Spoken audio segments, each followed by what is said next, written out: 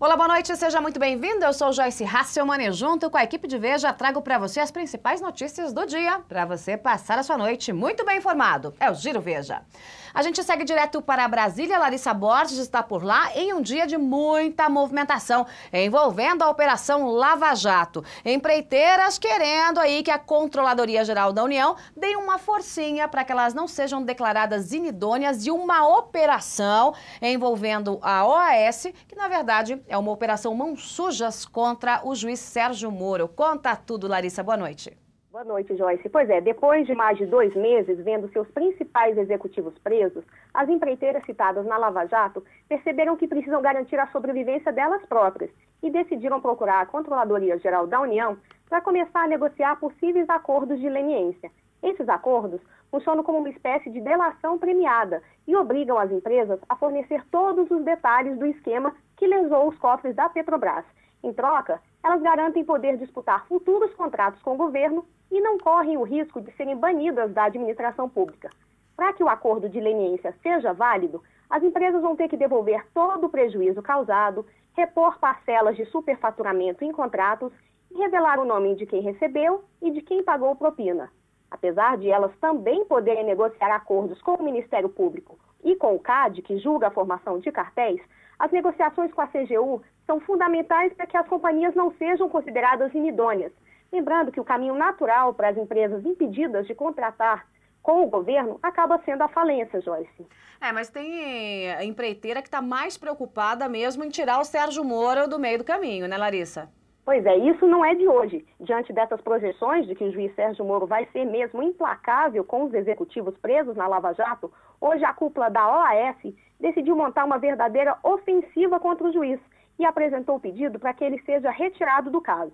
Não é a primeira vez que os integrantes desse chamado Clube do Bilhão tentam tirar Moro do caso. Desde novembro, os advogados dos maiores empreiteiros do país trabalham para tentar atingir o magistrado, ele que conduz de forma irreparável até aqui o processo do Petrolão. A argumentação de hoje da OAS inclui desde o pedido para que todo o caso tramite no Supremo Tribunal Federal, aqui em Brasília, até o apelo para que o processo seja enviado à Justiça do Rio de Janeiro. E olha que argumento, Joyce, seria no Rio, porque é onde os crimes seriam mais graves. Os crimes praticados no Rio seriam os piores e, portanto, seria lá que teria que ser julgado, Joyce. Muito bem, Larissa Borges falando direto de Brasília, um argumento furado, mais um deles, e a tentativa da OAS de retirar o Sérgio Moro, que é um juiz que tem se mostrado aí com mão de ferro na condução da Lava Jato, que botou corruptores na cadeia, que botou corruptos na cadeia e por conta disso tem causado furor e tremor dos envolvidos nesta operação, que na verdade nada mais é do que o Petrolão, o propinoduto que foi descoberto aí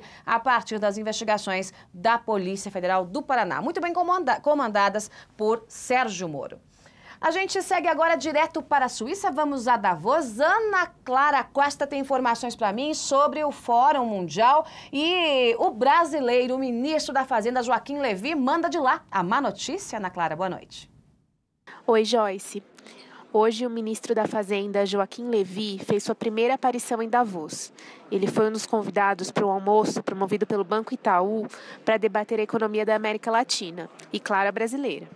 A imprensa não teve acesso ao evento, Joyce, mas conversando com empresários e autoridades que estiveram por lá, os relatos são positivos.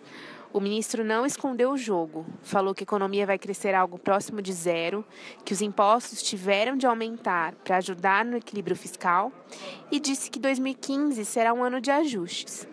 No ano passado, o ex-ministro Guido Mantega também esteve por aqui, mas a imagem que ele pintou do Brasil foi bem diferente. Para ele, estava tudo maravilhosamente bem. Mantega insistia na ideia de que os problemas do Brasil vinham de fora e que o Brasil não tinha problema fiscal ou de inflação. E foi isso que ele defendeu aqui. Seria bom se não fosse mentira. Os empresários perceberam essa mudança e afirmaram que o ministro Levy foi ponderado em seu discurso. Ele transmitiu calma e confiança. Um convidado mais animadinho chegou a dizer que o ministro foi a melhor coisa que aconteceu no Brasil nos últimos meses e puxou um coro de aplausos. O sentimento dos convidados com quem eu conversei, Joyce, é de que o Levi não é um salvador da pátria, mas sim um técnico que, tudo indica, sabe usar as ferramentas para resgatar a confiança no Brasil. Todos estão aguardando ansiosos os resultados. Ana Clara Costa, de Davos, para o Giro Veja.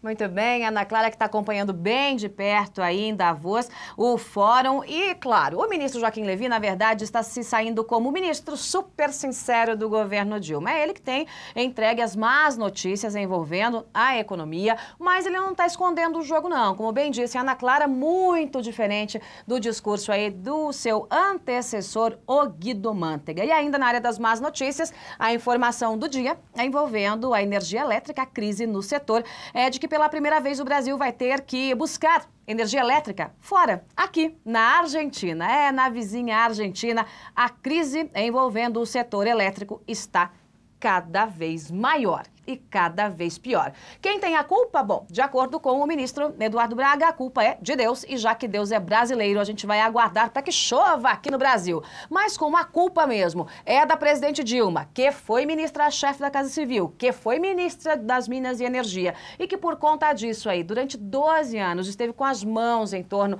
dessa questão do setor elétrico, Dilma teria que se explicar. Como não tem como se explicar, o ministro acaba recorrendo ao divino, à fé. Aliás, um detalhe importante, viu? Em se tratando de planejamento e administração, envolvendo as questões do setor elétrico, as questões da água, os governadores, os gestores, a presidente têm tirado nota muito, mas muito abaixo da média. Aqui em São Paulo não é muito diferente. Geraldo Alckmin, o governador, também não fez o dever de casa direitinho não, hein? E por conta disso, quem sofre é a população. Vamos falar um pouquinho mais de São Paulo e agora é a fila de desempregados do PT que está cada vez menor. Eduardo Gonçalves tem informações para mim. Fala, Eduardo, boa noite. Boa noite, Joyce.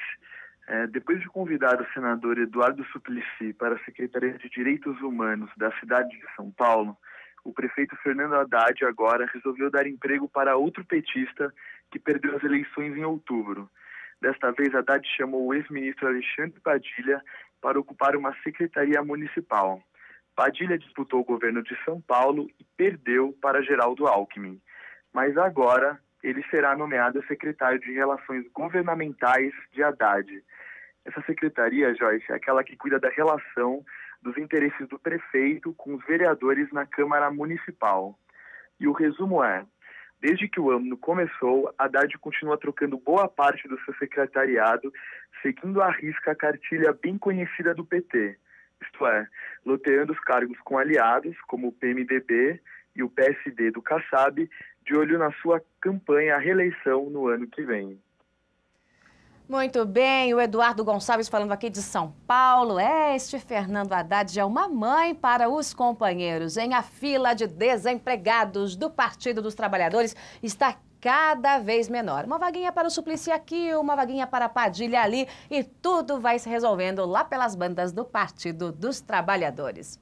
A gente vai ficando por aqui. Muito obrigada pela companhia de todos. É o Giro Veja com a nossa equipe espalhada pelo Brasil e pelo mundo. As informações de política, de economia, as informações de Davos e a programação não para, você já sabe. Então já já a gente se vê. Hoje aqui comigo, ao vivo, aqui entre nós, Augusto Nunes. A gente espera você às 9 da noite, hein? Tchau.